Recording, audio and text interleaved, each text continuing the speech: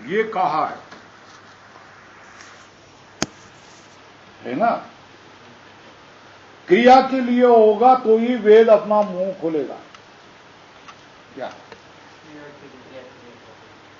क्रिया करनी हो, क्रिया विषय हो, तो वेद अपना उपदेश करने के लिए मुंह खोलेगा, नहीं तो वो अनर्थक बोलता नहीं,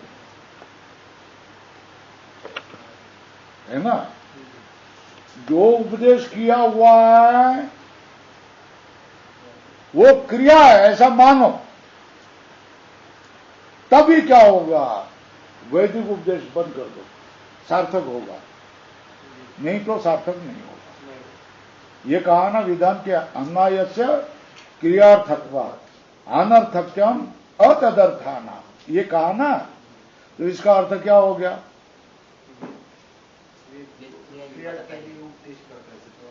क्रिया के लिए ही वैदिक उपदेश होता है ना। और वैदिक उपदेश हुआ है और क्रिया नहीं हुआ ऐसा आप कहते हो, तो वो क्या होगा, अनर्थक है। यह हमारा पक्का मत है। मतलब आग्रह समझो, दुराग्रह समझो, ये सब हमारा है। क्या वेद का उपदेश क्रिया के लिए ही होगा, और तुम क्रिया नहीं मानते हैं तो फिर वो वैदिक उपदेश अनर्थक होगा, है ना। तो इधर देखो, अपिच अन्यायस्य क्रियार्थत्वात् अनर्थक्यम अतदर्थाना इति एतत् एकांतेन अभ्युपगच्छताम। दुराग्रह से जो मानते हैं भूत का उपदेश को अनर्थक्य प्रसंग होगा ना।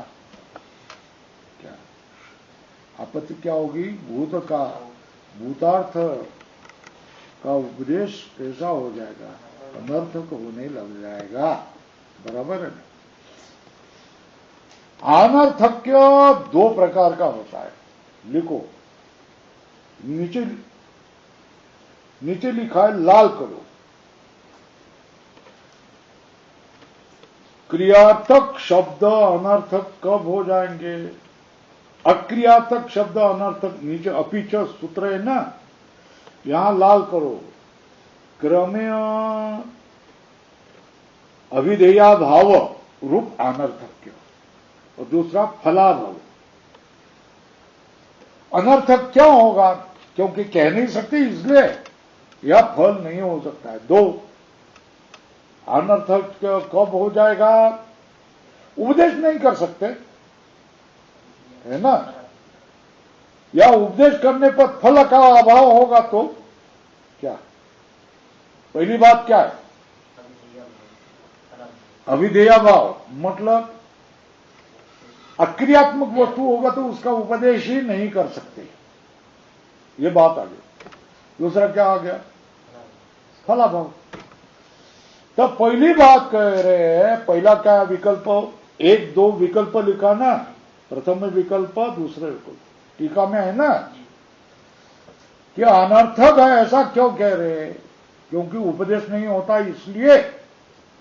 अक्रियात्मक वस्तु का उपदेश नहीं होता है इसलिए तू अनर्थक कह रहा है क्या, एक। दूसरा, उपदेश होने पर भी फल नहीं होता इसलिए अनर्थक होता है। बोलो, अक्रियात्मक वस्तु का उपदेश कर नहीं सकते क्या, तो अनर्थक होगा। अक्रियात्मक वस्तु का उपदेश करने पर भी उसको कोई फल नहीं है तो भी क्या होगा, अनर्थक होगा। विकल्प दो दिए ना, एक दो लिखे।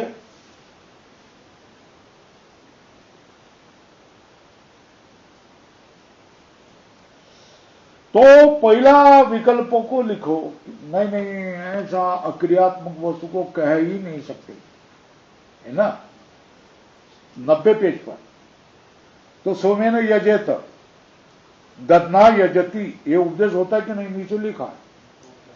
सोमेन यजेत ददना ज्योति दधि सोमादि, है ना, ये अक्रियात्मक शब्द है कि नहीं, तो वो अर्थ शून्य बनने लग जाएंगे।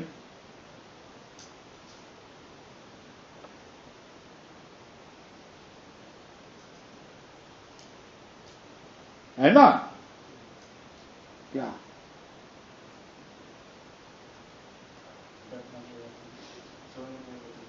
सोमेन यजेत ददना यजती, ये इसको लाल कर दो, सोमेन यजेत ददना ज्योति, है ना? तो यहां सोम को वर्तुल करो, दधि को वर्तुल करो, ये दोनों क्या है? सिद्ध वस्तु है ना, या क्रिया है ना? तो अक्रियात्मक वस्तु का उपदेश हो सकता है, ये सिद्ध हो गया क्या? अक्रियात्मक जो क्रियात्मक वस्तु नहीं है उसका भी उपदेश हो सकता है, ये सिद्ध हुआ। अनर्थ के कितना प्रकार का? दो, अभिधेयत्वा भाव, फलाभाव, ये दो प्रकार का अनर्थक्य होगा। तो अभिधेय क्यों नहीं होगा? ददना ज्योति सोमेन यजेत, यहां सोम और दही ये क्रियात्मक नहीं है, फिर भी उसका उपदेश हुआ कि नहीं हुआ? हुआ ना? तो वैसा ही सत्यम ज्ञानम अनंत, ये वस्तु का भी अक्रियात्मक है, उसका भी उपदेश हो जाएगा, है ना? तो उपदेश हो सकता है कि नहीं हो सकता है? अब दूसरा विकल्प क्या हो गया? उपदेश होने पर भी उसका कोई फल नहीं है, इसलिए, है ना? तो देखो, तो बोलता उपदेश हो ही नहीं सकता, ये ऐसा किसने कहा? हमने कहा क्या? पूर्व पक्ष ने कहा। केन उक्तम अभिधेय राहित्यम इति, बोलने ही नहीं आता है, उपदेश कर ही नहीं सकते, ऐसा किसने कहा? हमने तो नहीं कहा, है ना? तो उसने बताया, क्या बताया? सुमेन यजेत ददना ज्योति, मगर जो उपदेश होगा दधि सोमादि शब्दानाम ननु केन उत्तम अभिधेय राहित्यम इति आशंक, बोल क्या है? प्रवृत्ति निवृत्ति विशेष व्यतिरेकेण भूतम चेत वस्तु उपदिश्य, प्रवृत्ति रूप से, निवृत्ति रूप से, विधि रूप से, उसका अंग रूप से, ये चार छोड़ करके सिद्ध वस्तु का अगर उपदेश किया जा रहा है तो वो किसके लिए होगा? भव्यार्थ में, मतलब कार्यशेषत्व में दो पदार्थ होते हैं ना, एक कार्यवाचक शब्द ज्योति, है ना? लिखो, ऊपर लिखो, यजेत ज्योति क्रियावाचक शब्द, है ना? ऊपर लिखो, यजेत ज्योति क्रियावाचक शब्द, है ना? और दधि और सोम क्रियावाचक शब्द, सत्य सिद्ध वस्तु।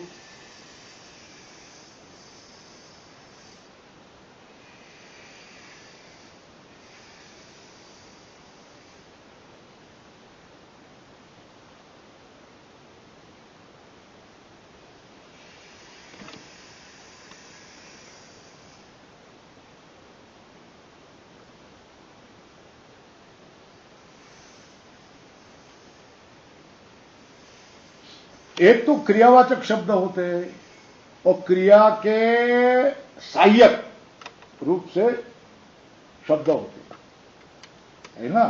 पहला किसका खंडन किया है कि वेद का उपदेश क्रिया को ही बताने वाला होता है, तो उसको बोला ऐसा नहीं है, सिद्ध वस्तु का भी उपदेश होता है ना? क्रियावाचक नहीं होगा तो क्या वो अनर्थक होगा? तो अनर्थक के दो विकल्प किए, क्या? उपदेश नहीं करते इसलिए अनर्थक है, या उपदेश किया तो भी फल नहीं है इसलिए अनर्थक, ये तो बता दिया। तो बोल दिए कि उपदेश नहीं हो सकता है, इस बात को खंडन कर रहे हैं। तो उसके लिए उदाहरण क्या दिया? सो मैंने यह जेत ददना ज्योति, ये दिया ना, दधि और सोम ये सिद्ध पदार्थ है, तो उसको उल्टा उत्तर दे रहा है। हमने कहा कि सिद्ध पदार्थ का उपदेश होता ही नहीं, ये हमने कहा क्या? नहीं कहा, है ना? मगर हमारा समझो कि दधि और सोम इन पदार्थ का जो उपदेश यहां हुआ है ना, वो भव्यार्थत्व न कार्य का अंग रूप से उपदेश होगा, कार्य के साधन रूप से उपदेश होगा, है ना। ये देखो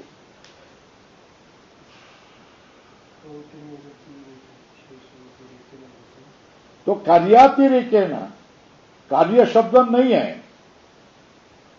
तो कार्य रूप से उनको कहा नहीं जा रहा है, तो फिर क्या होगा, किस अर्थ में, भव्यार्थत्व। भव्यार्थत्व का अर्थ क्या, कार्य शेषत्व न, कार्य का अंग रूप से।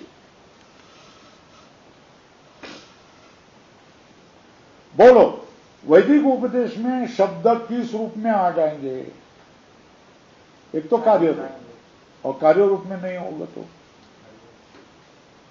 कार्य के अंग रूप से उपदेश हो सकता है ना। बोलता है जो क्रियात्मक नहीं है ना, मगर कार्य के लिए साधन रूप से बन जाते हैं, उनका उपदेश होता है कि नहीं, अक्रियात्मक रूप का उपदेश होता है कि नहीं होता है। शब्द कौन से, सोम और दधि, ये स्वयं क्रियात्मक शब्द नहीं है, फिर भी उनका उपदेश हो गया कि नहीं। तो दधि और सोम का वैदिक उपदेश हो सकता है, मगर सत्यम ज्ञानम अनंतम यह अक्रियात्मक शब्द का उपदेश नहीं हो सकता। इसमें क्या हेतु,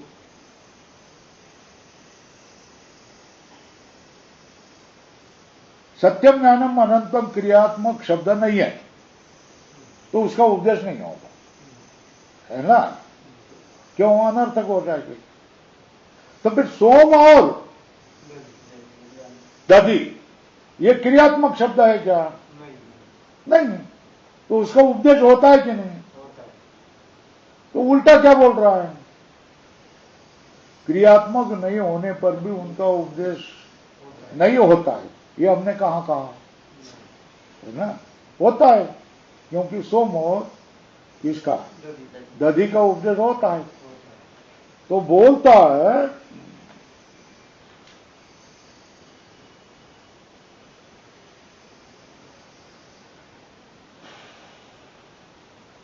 तो भूतार्थक जो शब्द है सिद्ध वस्तु को दधि और इसको बोल सकता है, और सत्यम ज्ञानम आनंद को नहीं बोल सकता है। इसमें क्या हेतु है ना।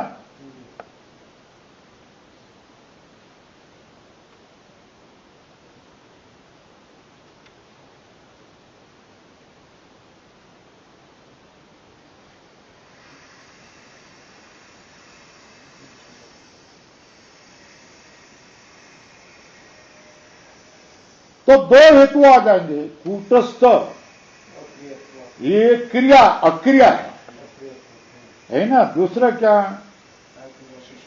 अक्रिया शेषत्व, क्रिया शेष नहीं है। उपदेश कब होगा बोलो, कितने प्रसंग में होगा, दो का प्रसंग। एक तो जो है, जो शब्द है वो क्रिया को बता रहा है तो उपदेश होगा, क्रिया को नहीं बता रहा है तो फिर कैसा, क्रिया के अंग रूप में तरु तो आना चाहिए, है ना। तो उपदेश होता है वो क्रियात्वेन, क्रिया शेषत्वेन उपदेश होता है। हो गया, मिल गया।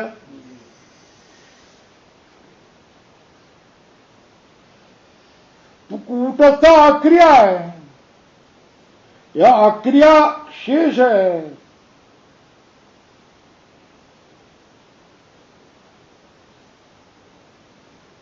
है ना। प्रश्नों विकल्प क्या आ गया, कूटस्थ क्रिया नहीं है और क्रिया का शेष भी नहीं है ना। कूटस्थ का एक कूटस्थ अक्रिया है, कूटस्थ क्रिया का अंग नहीं है, इसलिए कूटस्थ का उपदेश नहीं होता है क्या, ये प्रश्न हुआ है ना। तो बोलता अरे भाई दधी और सोम को कार्य के साथ संबंधित होता है ना, इसलिए उसके ऊपर भी कार्यत्व का ठप्पा लग जाता है। क्या दध्या दधि सोमादे कार्य अन्वयित्वेन कार्यत्व उपदेश।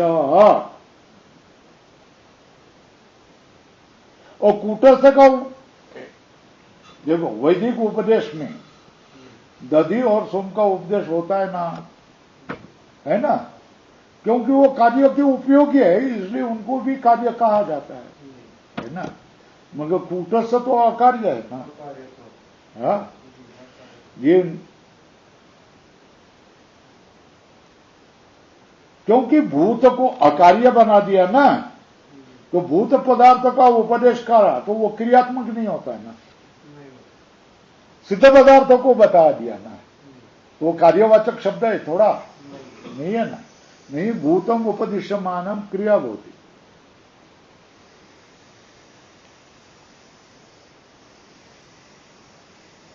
ये सिद्धांति ने कहा है ना। तो जैसे सोम और दधि या क्रियावाचक शब्द है, तो उनका उपदेश वेद को ग्राह्य है कि नहीं है? किस रूप से? अक्रियात्मक होने पर भी क्रियाशेष रूप से ग्राह्य होता है ना। क्रिया साधनत्व है ना। तो बोलता अक्रियात्व अपनी, भले वो शब्द क्रियात्मक क्रियावाची नहीं हो, है ना, फिर भी भूत से मतलब सिद्ध शब्द सोमादि है ना, दधि सोमादि क्रिया का साधन है ना, है ना।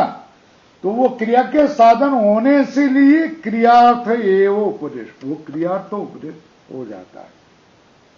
दधि सोमादि पदार्थानां क्रियार्थ एवं उपदेश क्रिया साधनत्वा।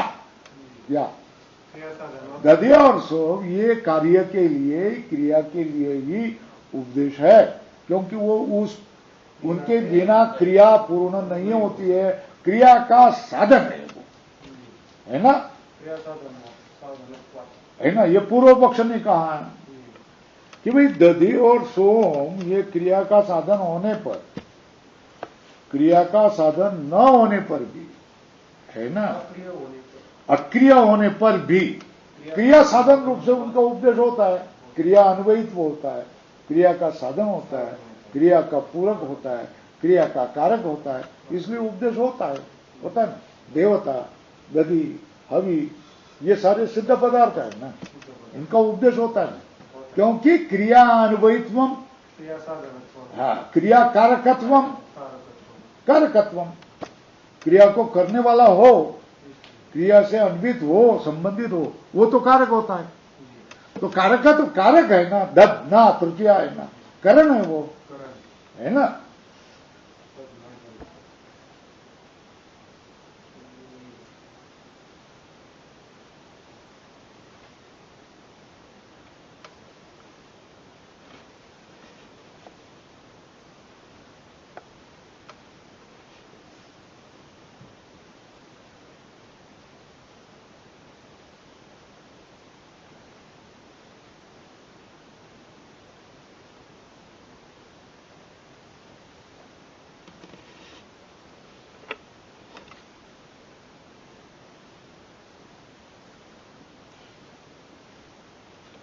तो कार्यवाचक शब्द नहीं होगा, है ना। कार्य से तादात्म्य होने वाला शब्द नहीं होगा। फिर कार्य से भिन्न अर्थ को बताने वाला शब्द, उसका भी उपदेश हो जाएगा कि नहीं हो जाएगा? हो गया ना। तो उपदेश हो सकता है ना। क्रिया स्वरूप क्रिया अभिन्न शब्द नहीं होने पर भी उसका उपदेश हो सकता है कि नहीं हो सकता है? सिद्ध हुआ ना कि उपदेश होगा। उपदेश नहीं होता इसलिए अनर्थक नहीं हो सकता है ना। तो इसने क्या बोला कि उपदेश होगा, मगर क्या क्रिया साधनत्व रूप से होगा, कार्य नहीं होगा। तो भी कार्य शेष होना पड़ेगा, कार्य का पूरक होना पड़ेगा, कार्य का कारक होना पड़ेगा, कार्य से अन्वित होना पड़ेगा, तो क्या होगा, उपदेश हो सकता है। दधि और सोम ये कारक बन जाते, क्रिया अन्वित बन जाते, इसलिए उसको उपदेश हो सकता है। तो एक तो ब्रह्म शब्द कार्यवाचक नहीं है, कार्यवाचक नहीं होने तो ब्रह्म शब्द का उपदेश नहीं हो सकता, तो फिर उसको क्रिया पूरक तो मानो ना, क्या तो कार्य शेष मानो ना, कर्म शेष मानो ना, विधि शेष मानो ना, इतना तो मानना पड़ेगा ना, तो इसको भी नहीं मानेंगे, है ना। क्रिया का वो उपदेश क्रिया के लिए है, कब क्रिया का साधन बने तो वो क्रियार्थ है, ऐसा माना जाएगा, यही बता। अक्रियात्वे अपि भूतस्य वस्तुनः क्रिया साधनत्वात् क्रियार्थे एव भूतोपदेश इति चेत्, है ना, इसमें हमारा कोई दोष नहीं है। हाँ,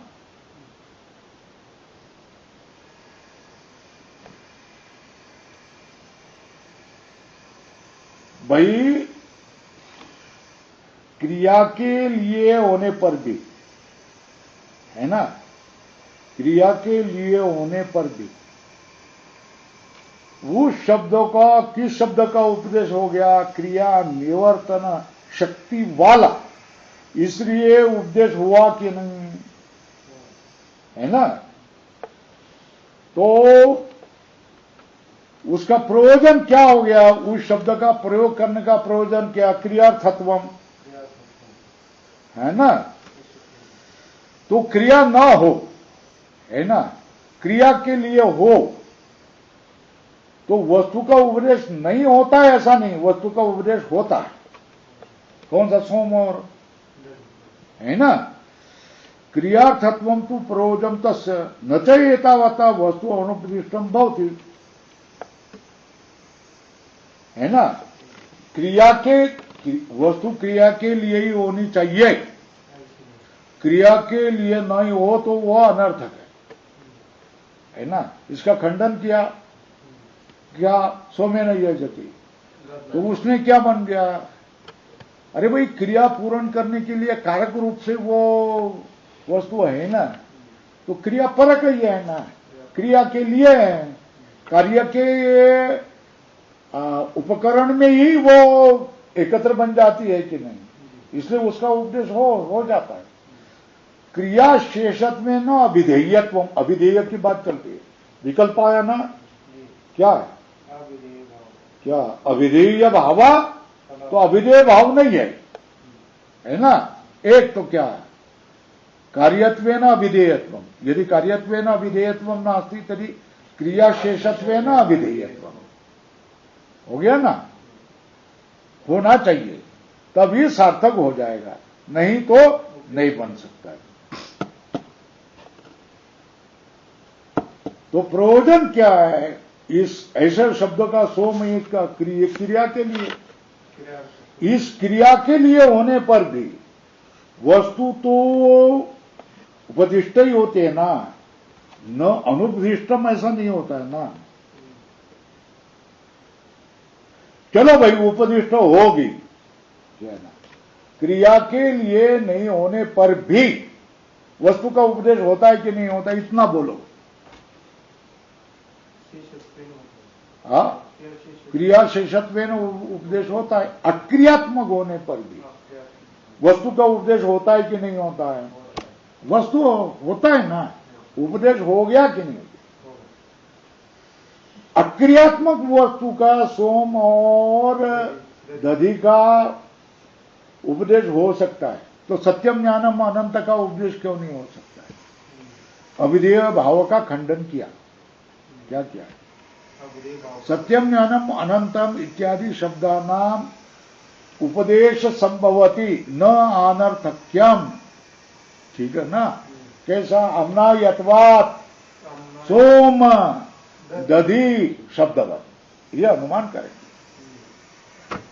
सोम दधि क्रियात्मक न होने पर भी अक्रियात्व्यपि वेद उपदेशत्वात्, क्या कहेंगे, ये तो क्या रहेंगे, अक्रियात्मक होने पर भी वेद से उपदिष्ट होने से वो सार्थक है। कौन से, सत्यम ज्ञानम अनंतम ब्रह्म तत्वम असि अहम ब्रह्मास्मि इत्यादि सारे शब्द वेदांत के क्या होगा, वेद के उपदेश के योग्य है ना, उससे वेद का उपदेश हो जाता है। अविधेया भाव रूप अनर्थ के उनमें नहीं है। ये समझ में आया। आगे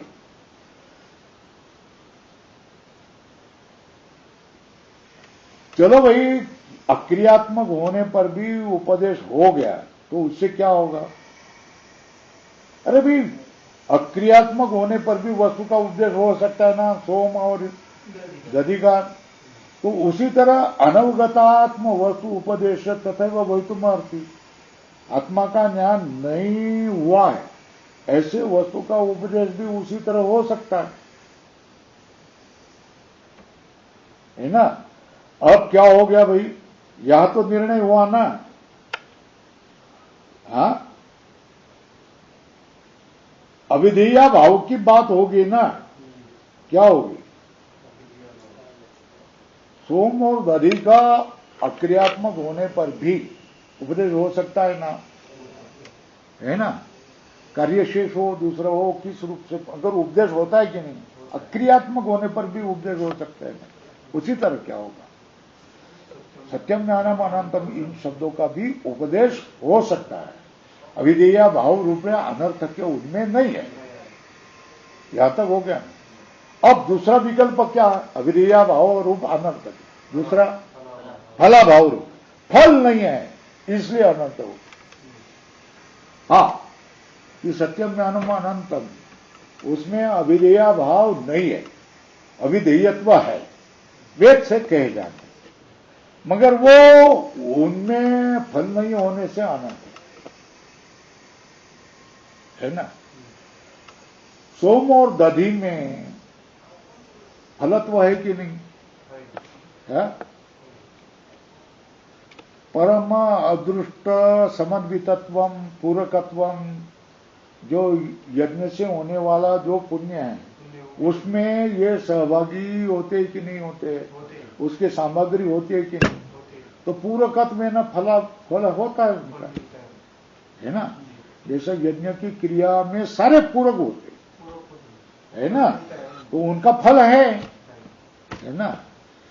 तो जिस तरह सोम और दधि परम पुण्य में उपकारक होकर के फलित हो जाते, तो उसी तरह तद अवगत्या, ब्रह्म की अवगति से पैराग्राफ बदल दिया, ये फलाभाव से खंडन।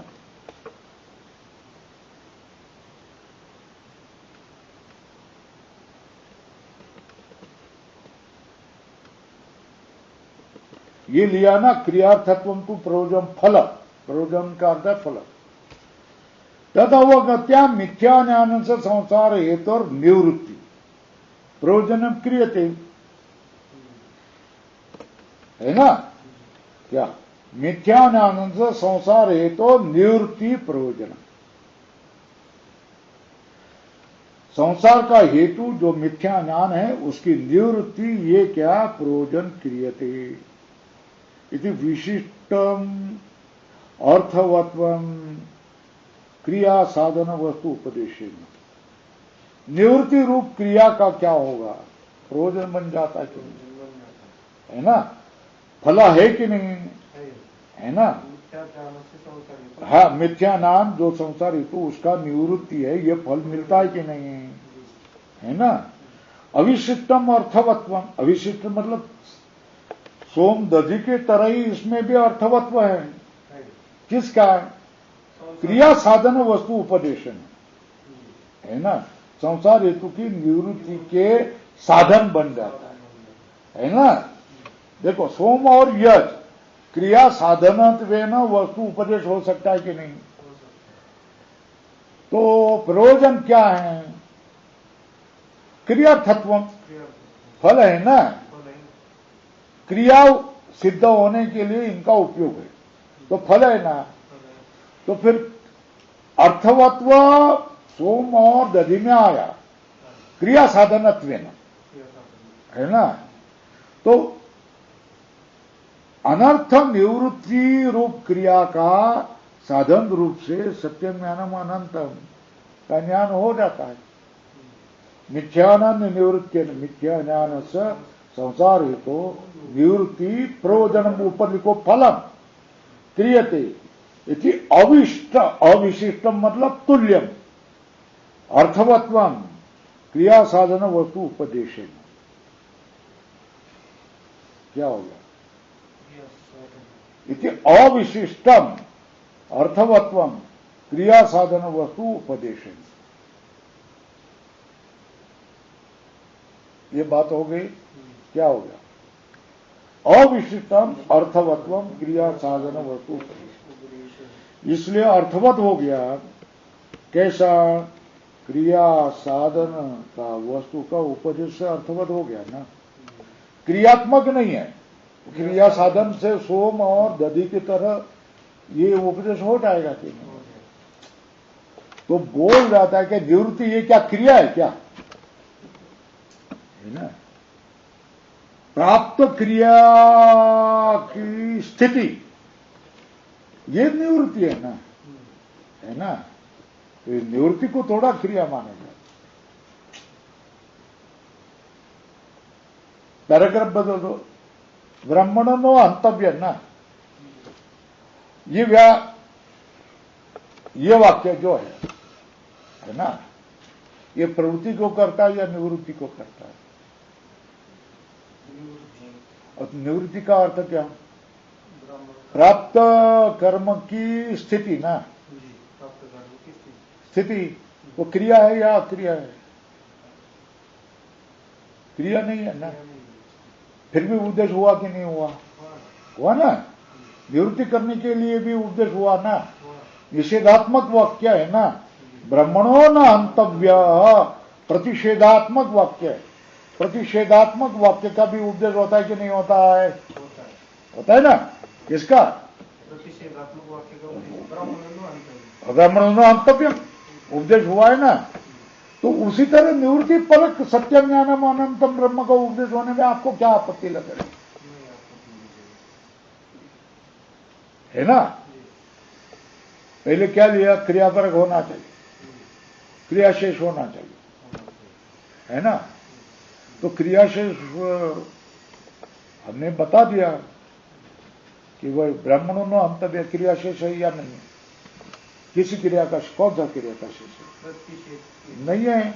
ये तो प्राप्त क्रिया की क्या वो बोलने वाला है, ब्राह्मणों को मानने जा रहा है। तो वो बोल रहा था अरे ब्राह्मणों में अंतव्य महापातकम अस्ति, है ना। तो रोक लिया ना, तलवार लेकर के चला जा रहा था, इसको अब मार ही खत्म ही कर देता। रुक गया ना, महापातक बच गया था। जरा शांत हो, शांत हो, ब्राह्मण है, मारो नहीं। जन्म से ब्राह्मण है, मारो नहीं, मारो नहीं, जाओ जाओ, दूर है ना, है ना। तो उसको दूर करते करते तलवार का नोक तो उसके इसको ऐसा करके चले गए, तो खुद भी आ गया। फिर भी महापातक को रोक लिया ना, उसको ब्राह्मण की मृत्यु को रोक लिया ना। क्रिया निवृत्ति हो गई कि नहीं?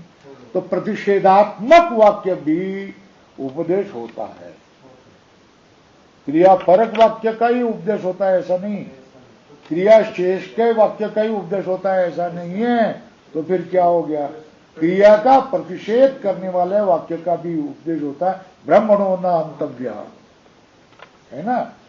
इति च एवं आद्या निवृत्ति उपदिश्यते।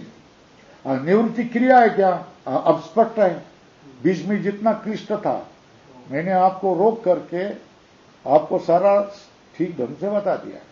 और इसको आप बोलो पढ़ लो और टीका को।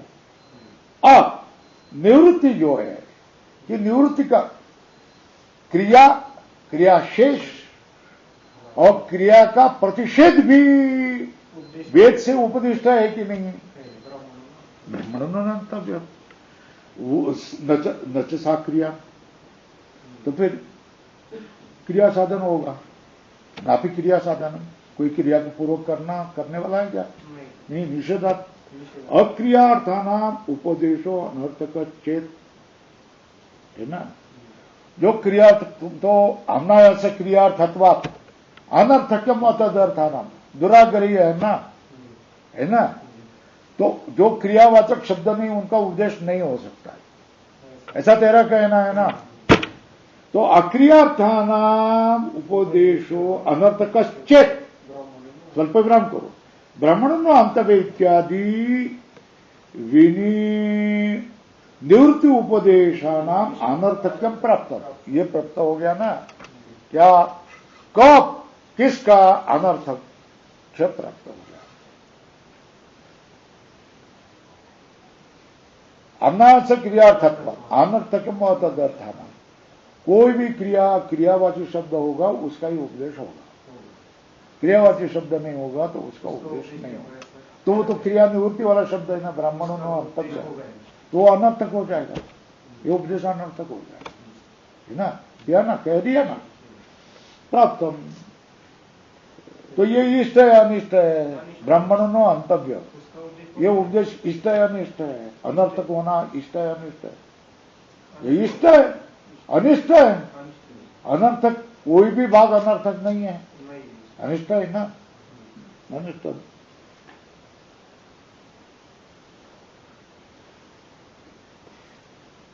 मगर यहां न शब्द का अर्थ क्या है? स्वभाव प्राप्त हंति अर्थ हिंसा अनुरागेण, उसके पीछे जाकर नया शक्य अप्राप्त क्रियार्थत्व कल्पित।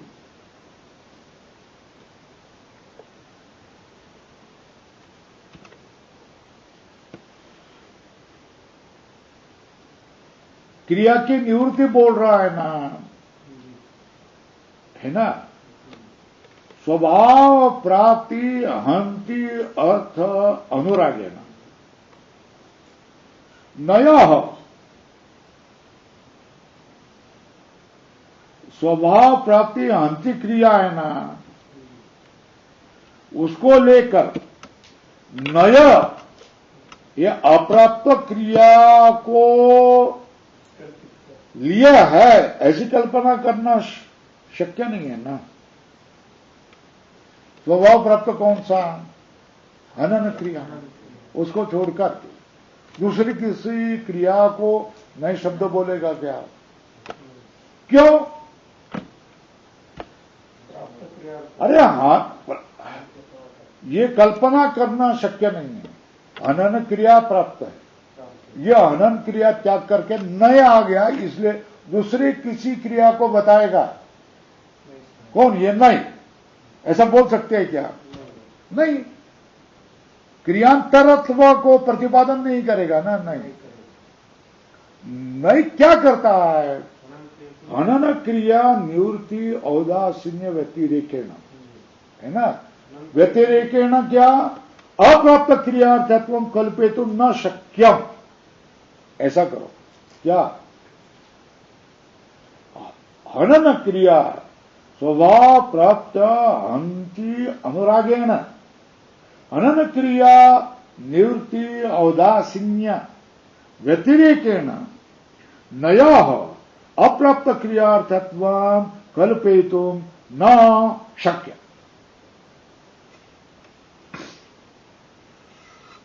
है ना।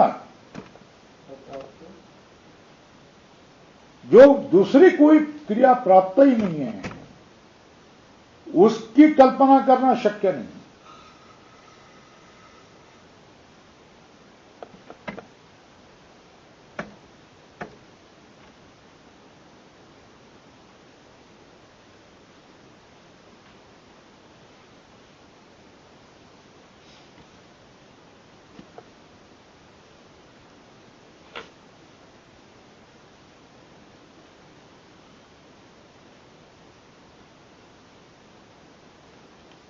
है ना। हंति इस क्रिया का अर्थ क्या? हिंसा करोति। तो स्वाभाविक क्या किया? हनन क्रिया हिंसा है ना।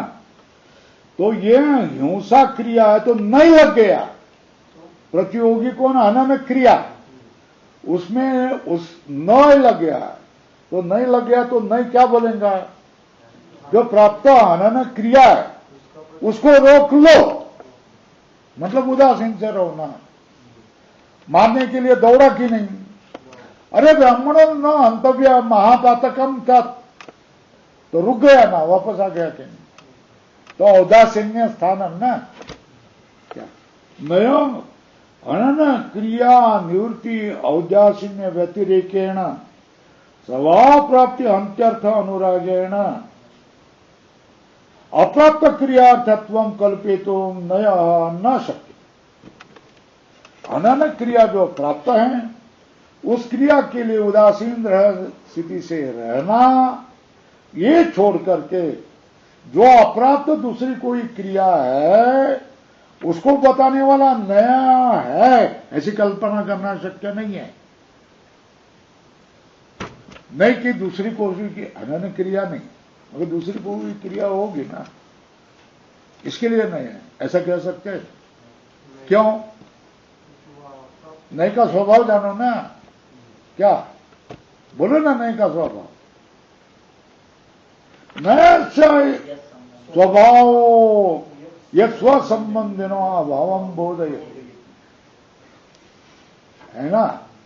नए चिपक गया जिसको, तो वो क्या बोलेगा? तेरा अभाव है ना।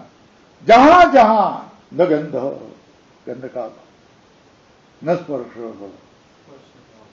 न ग्रहम अग्रहम है ना, न मनुष्य अमनुष्य है ना, मनुष्य नहीं। जिसके साथ ये रहेगा ना उसके ऊपर छाया पड़ के वो क्या होगा? अभाव है ना। नहीं का स्वभाव क्या? स्वसंबंधिनो अभावम बोधयति, लाल करो, ये नहीं का स्वभाव।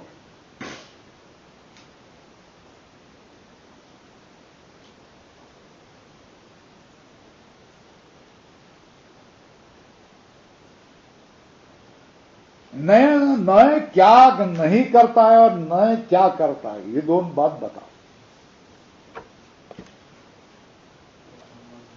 प्राप्त जो क्रिया है उससे किसी भिन्न क्रिया को नए बोलता नहीं, फिर क्या बोलता? प्राप्त क्रिया का अभाव होगा। क्यों? नय से ऐसो स्वभाव यद स्व संबंधिनो अभावम बोधयति है ना। तो जो हनन क्रिया के लिए न जाते हुए उदासीन रूप से रहता है, इसका कारण क्या? अभाव बुद्धि से उदासीन न करो। अभाव बुद्धि क्या? उदासीन्य कारण है ना। अभाव बुद्धि क्या है? उदासीनता का कारण क्या है? वो उदासीन हो जाता है ना। इसका कारण क्या? अभाव बुद्धि है ना। मारना नहीं है ना, तो मारने की क्रिया से विरुद्ध बात बताई ना, तो क्या हो जाएगा? उदासीन कारण। तो वो कैसा है? दग्ध ईंधन अग्निवत स्वयं उपशाम्यति, क्या होगा? वो कैसा होगा? वो अभाव बुद्धि ये कैसा चले जाएगा? दग्ध जला हुआ अग्नि, ईंधन सब जल गया तो अग्नि स्वयं ही क्या होता है? शांत होता है कि नहीं होता है? होता है ना। दग्ध ईंधन अग्निवत स्वयं एवं उपशाम्य है ना। तो ब्राह्मणों न हंतव्य इत्यादि में प्रतिषेध का अर्थ क्या है?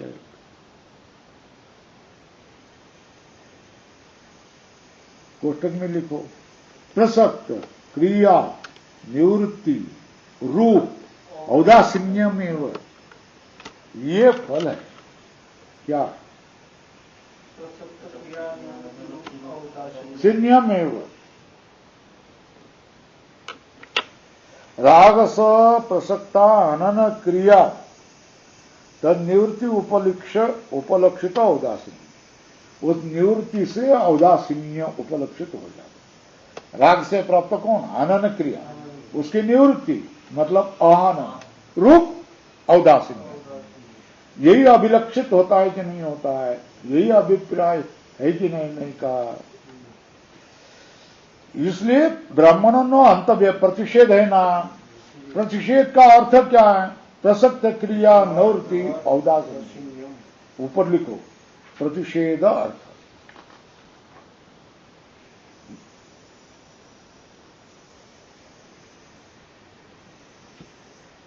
प्रजापति व्रत छोड़ करके है ना सर्वत्र का ब्राह्मणों अंतव्य इत्यादि में प्रतिषेधार्थ का अर्थ क्या है? प्रसक्त क्रिया निवृत्ति रूप औदासीन्य।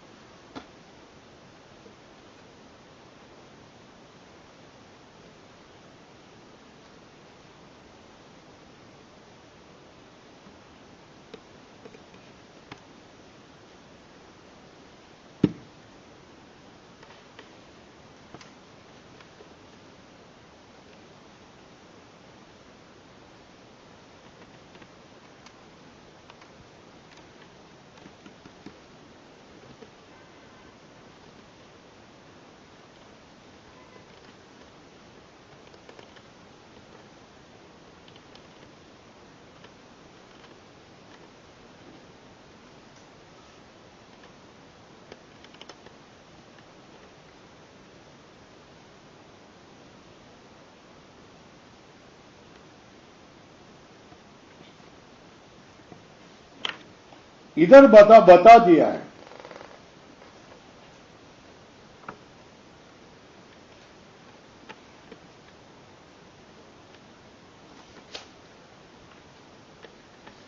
तद अवगता 91 पेज पर। तद अवगता मिथ्या ज्ञान से संसार हेतु निवृत्ति प्रयोजनम क्रियते, है ना, है ना। प्रयोजन है ना फलवत्वम, है ना, ये फलवत्व है। तो इधर बोल दिया ना अविधेय अभाव अनर्थक्य है या फलाभाव अनर्थक्य है ना। तो अनर्थकता किसमें होगी? जो प्रयोजनवत है उसमें अनर्थकता नहीं है ना। जो फलवत है इसमें अनर्थक्य नहीं है।